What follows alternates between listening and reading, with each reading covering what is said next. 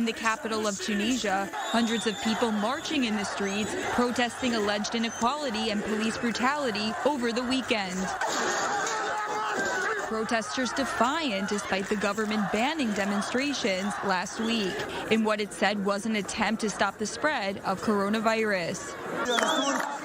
Where's this country going? Let them all leave and leave us alone. We will occupy the streets, either us or them.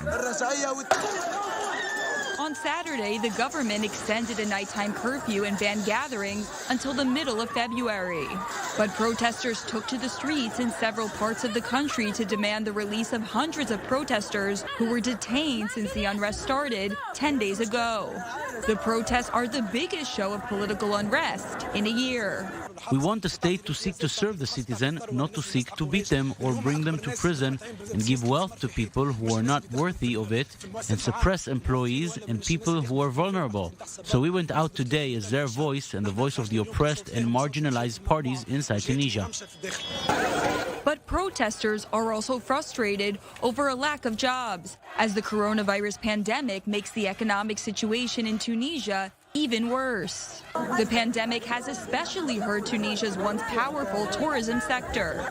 The demonstrations taking place 10 years after the uprising, which brought democracy to the country and sparked the Arab Spring. This all as during the protests, demonstrators reaching Habib Bourguiba Avenue.